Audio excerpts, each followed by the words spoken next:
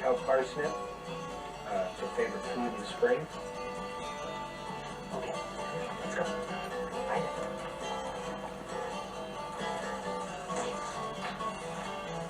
Tim and Tess are partners. They go everywhere together, even make house calls when there's a problem. Hi Tom, how you doing? Good. Well, I brought Tessie to see ya. How you been? Good to see ya. A variety of potentially tasty treats can attract grizzly bears to backyards.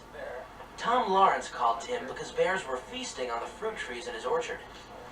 The first night they came in under the fence right there, and you could see them walking across like this, and they'd grab a tree and they'd shake it, or they'd tear a branch off, or whatever, you know.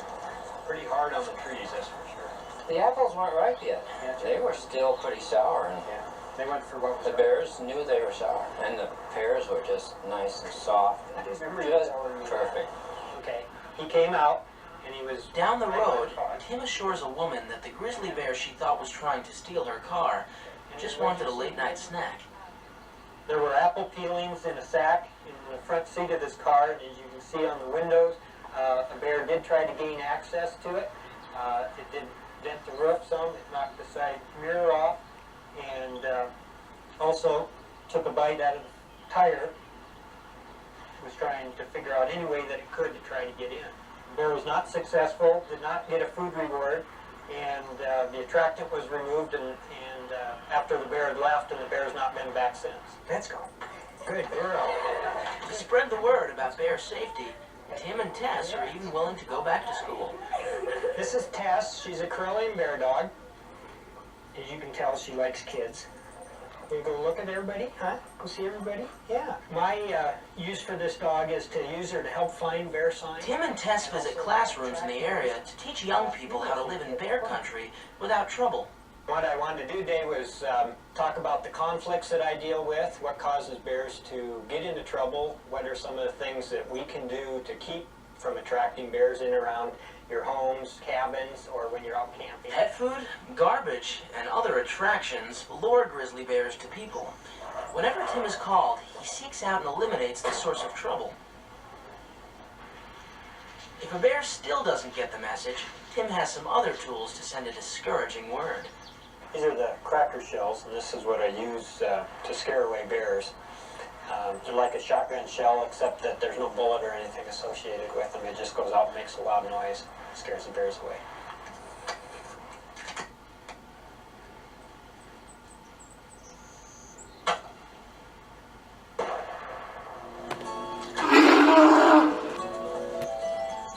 The results of my work hopefully allow bears and people to coexist, and hopefully we'll have a recovered grizzly bear population in the future.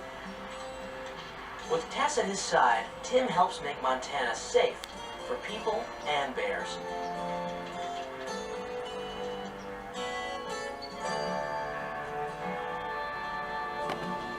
Humans and bears can live in harmony. Our love and respect for these giants of the land can lead to help and understanding.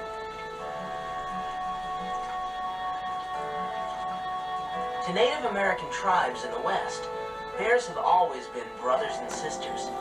The tribes watched bears forage, learned from them what roots were good to eat, and what plants could be used for medicine. We associate ourselves with their power, and they fire us up.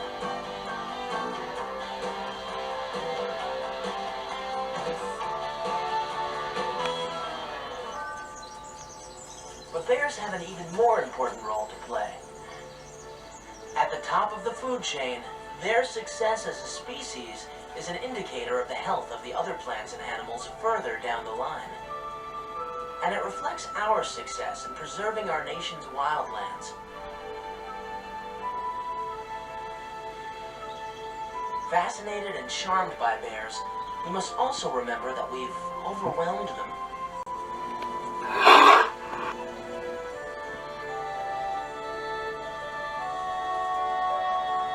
For the grizzly to survive, we must keep open the ancient wilderness pathways that remain.